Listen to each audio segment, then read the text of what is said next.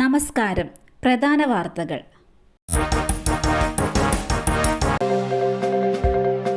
കേരളത്തിൽ താമര വിരിഞ്ഞു. ആദ്യ ജയപ്രഖ്യാപനം. ലോക്സഭാ തെരഞ്ഞെടുപ്പിൽ തൃശൂർ മണ്ഡലത്തിൽ സുരേഷ് ഗോപി ജയിച്ചു. രണ്ടാം സ്ഥാനത്ത് LDF സ്ഥാനാർത്ഥി VS സുനിൽകുമാറാണ്. കോൺഗ്രസ് സ്ഥാനാർത്ഥി K മുരളീധരൻ മൂന്നാം സ്ഥാനത്തേക്ക് പിന്തള്ളപ്പെട്ടു. തൃശൂരിൽ 1 ലക്ഷത്തിലേറെ വോട്ടുകൾ സുരേഷ് ഗോപിയിലൂടെ BJPക്ക് കൂടുതൽ പിടിക്കാൻ സാധിച്ചിട്ടുണ്ട്. അതേസമയം 2019 TN പ്രതാപൻ ഉയർത്തിയ 4,15,089 വോട്ടുകളുടെ അടുത്തുപോലും എത്താൻ മുരളീധരന് കഴിഞ്ഞില്ല എന്നുള്ളതാണ് ശ്രദ്ധേയം. റായ്ബറേലിയിൽ അമ്മയുടെ റെക്കോർഡ് മറികടന്ന് രാഹുൽ ഗാന്ധി. മത്സരിച്ച 2 സീറ്റുകളിലും വമ്പിച്ച ഭൂരിപക്ഷത്തിൽ വിജയത്തിലേക്ക് എത്തിയിരിക്കുകയാണ് രാഹുൽ ഗാന്ധി. റായ്ബറേലിയിൽ ഒരു പുതുചരിത്രം തന്നെ കുറിച്ചിരിക്കുകയാണ് രാഹുൽ. 2004 മുതൽ റായ്ബറേലിയിൽ നിന്ന് തുടർച്ചയായി ലോക്സഭയിലെത്തിയ സോണിയാഗാന്ധി 2019 നേടിയ ഭൂരിപക്ഷമാണ് മണ്ഡലത്തിലെ ഏറ്റവും വലിയ ഭൂരിപക്ഷം. 1,67,000 വോട്ടിന്റെ ഭൂരിപക്ഷത്തിലായിരുന്നു അന്ന് സോണിയ ജയിച്ചത്. അതാണിപ്പോൾ രാഹുൽ ഗാന്ധി മറികടന്നിരിക്കുന്നത്. അവസാന നിമിഷം കോൺഗ്രസ് സ്ഥാനാർത്ഥി പിന്മാറിയ ഇൻഡോറിൽ നോട്ടയ്ക്ക് റെക്കോർഡ് വോട്ട്. കോൺഗ്രസ് സ്ഥാനാർത്ഥി BJPയിൽ ചേർന്നതിനെ തുടർന്ന് മത്സരിക്കാൻ ആളില്ലാതായ മധ്യപ്രദേശിലെ ഇൻഡോറിൽ താരമായി നോട്ട. BJP സ്ഥാനാർത്ഥി 10 ലക്ഷത്തിലധികം വോട്ട് നേടിയ മണ്ഡലത്തിൽ തൊട്ടുപിറകെ ഏറ്റവും കൂടുതൽ വോട്ട് ലഭിച്ചത് നോട്ടയ്ക്കാണ്. 2,02,212 വോട്ടുകളാണ് നോട്ടയ്ക്ക് ലഭിച്ചത്. ഈ തെരഞ്ഞെടുപ്പ് ഫലത്തിൽ ഇൻഡോറിനെ വേറിട്ട് നിർത്തുന്നത് ഇതാണ്. BJP സ്ഥാനാർത്ഥിയും സിറ്റിംഗ് MPയുമായ ശങ്കർ ലാൽവാനിയാണ് ഒന്നാം സ്ഥാനത്തുള്ളത്. 11 ലക്ഷം വോട്ടാണ് ഇദ്ദേഹം നേടിയത്. അമേഠി തിരിച്ചടിച്ചു. സ്മൃതി ഇറാനിക്ക് തോൽവി. കേന്ദ്രമന്ത്രിയും BJP സ്ഥാനാർത്ഥിയുമായ സ്മൃതി ഇറാനിക്ക് അമേഠിയിൽ വൻ തിരിച്ചടി. സ്ഥാനാർത്ഥി പ്രഖ്യാപനത്തിന് പിന്നാലെ നിരന്തരം രാഹുൽ ഗാന്ധിക്കെതിരെ ആക്ഷേപം ചൊരിഞ്ഞ സ്മൃതി ഇറാനിക്കാണ് തിരിച്ചടി നേരിട്ടത്. ഇത് BJP കേന്ദ്രത്തെ ഞെട്ടിപ്പിക്കുന്നതാണ്. അതേസമയം അമേഠി പിടിച്ചെടുത്തതിന്റെ ആഹ്ലാദ പ്രകടനത്തിലാണ് കോൺഗ്രസ്. സോണിയാഗാന്ധിയുടെ വിശ്വസ്തനായ കിഷോരിലാൽ ശർമ്മയാണ് ഇവിടുത്തെ കോൺഗ്രസ് നേതാവ്. പീഡന കേസ് തിരിച്ചടിയായി. പ്രജ്വൽ രേവണ്ണ 44,000 വോട്ടിന് തോറ്റു. ലൈംഗിക അതിക്രമ കേസുകളിൽ പ്രതിയായ കർണാടകയിലെ ഹസാനിലെ NDA സ്ഥാനാർത്ഥി പ്രജ്വൽ രേവണ്ണ തോറ്റു. 44,000 വോട്ടുകൾക്കാണ് കോൺഗ്രസിന്റെ സ്ഥാനാർത്ഥി ശ്രേയസ് പട്ടേൽ ഗൌഡയോട് പ്രജ്വൽ തോറ്റത്. ദേവഗൌഡ കുടുംബത്തിന്റെ സിറ്റിംഗ് സീറ്റായിരുന്ന ഹാസനിൽ 25 വർഷത്തിന് ശേഷമാണ് JDSന് തിരിച്ചടി ഉണ്ടാകുന്നത്. 33കാരനായ പ്രജ്വൽ കർണാടകയിലെ ഏറ്റവും പ്രായം കുറഞ്ഞ MP ആയിരുന്നു.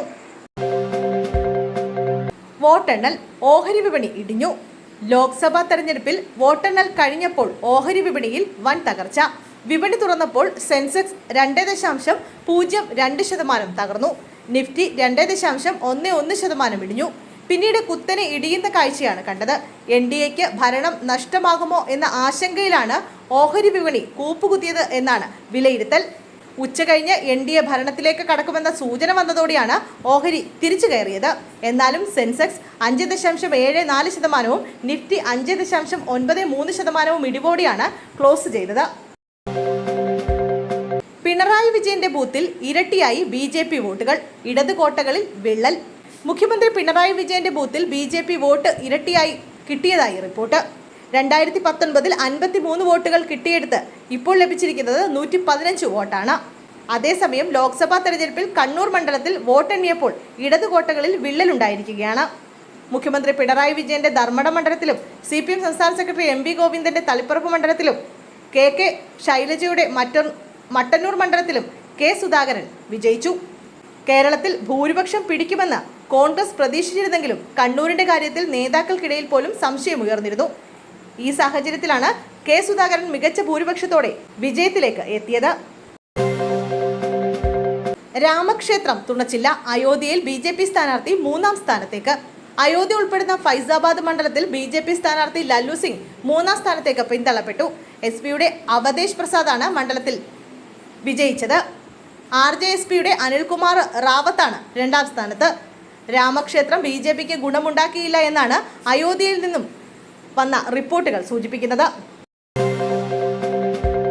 ക്ഷേത്രക്കുളത്തിൽ കുളിക്കാനിറങ്ങിയ യുവാവ് മുങ്ങി മരിച്ചു. സുഹൃത്തുക്കളോടൊപ്പം ക്ഷേത്രക്കുളത്തിൽ കുളിക്കാനിറങ്ങിയ യുവാവ് ക്ഷേത്രക്കുളത്തിൽ മുങ്ങി മരിച്ചു. അമ്പലപ്പുഴ വടക്ക് പഞ്ചായത്ത് 2ാം വാർഡ് വണ്ടാനം തറമേഴം വീട്ടിൽ നവാസ് നൌഫില ദമ്പതികളുടെ മകൻ സൽമാനാണ് മരിച്ചത്. 20 വയസ്സായിരുന്നു. ചൊവ്വാഴ്ച പകൽ 2:30 3 സുഹൃത്തുക്കളോടൊപ്പം വണ്ടാനം ശാസ്താക്ഷേത്രത്തിന് പിന്നിലുള്ള കുളത്തിൽ കുളിക്കാനിറങ്ങിയതായിരുന്നു സൽമാൻ. കുളിക്കുന്നതിനിടെ വെള്ളത്തിൽ മുങ്ങിത്താഴുന്നതിനെ തുടർന്ന് സുഹൃത്തുക്കൾ ബഹളം വെക്കുന്നത് കണ്ട് നാട്ടുകാർ ഓടിക്കൂടി തിരച്ചിൽ നടത്തി. വിവരമറിഞ്ഞ് ആലപ്പുഴയിൽ നിന്നും അഗ്നിരക്ഷാ സേന എത്തി കുളത്തിൽ മുങ്ങിത്തപ്പി സൽമാനെ പുറത്തെത്തിച്ചെങ്കിലും മരണം സംഭവിച്ചിരുന്നു. പുന്നപ്ര പോലീസ് എത്തി ഇൻക്വസ്റ്റ് തയ്യാറാക്കി പോസ്റ്റ്മോർട്ടത്തിനായി മൃതദേഹം ആലപ്പുഴ മെഡിക്കൽ കോളേജ് ആശുപത്രിയിലേക്ക് മാറ്റി. പാലക്കാട് UDF LDF സംഘർഷം. CPM ഓഫീസിന്റെ മുന്നിൽ UDF പടക്കം പൊട്ടിച്ചു. ലോക്സഭാ തെരഞ്ഞെടുപ്പ് ഫലം പുറത്തു വന്നതിന് പിന്നാലെ പാലക്കാട് UDF LDF പ്രവർത്തകർ തമ്മിൽ സംഘർഷം. CPM ജില്ലാ കമ്മിറ്റി ഓഫീസിന് മുന്നിൽ വെച്ചാണ് സംഘർഷമുണ്ടായത്. ഓഫീസിന്റെ മുന്നിലിട്ട് UDF പടക്കം പൊട്ടിച്ചത് CPM പ്രവർത്തകരെ പ്രകോപിപ്പിക്കുകയായിരുന്നു. ഇതാണ് സംഘർഷത്തിലേക്ക് നയിച്ചത്. സംഭവ സ്ഥലത്ത് പോലീസ് എത്തി പ്രവർത്തകരെ പിടിച്ചുമാറ്റി. അതേസമയം UDF പ്രവർത്തകർ CPM ജില്ലാ കമ്മിറ്റി ഓഫീസിന് മുന്നിൽ തന്നെ തുടരുകയാണ്.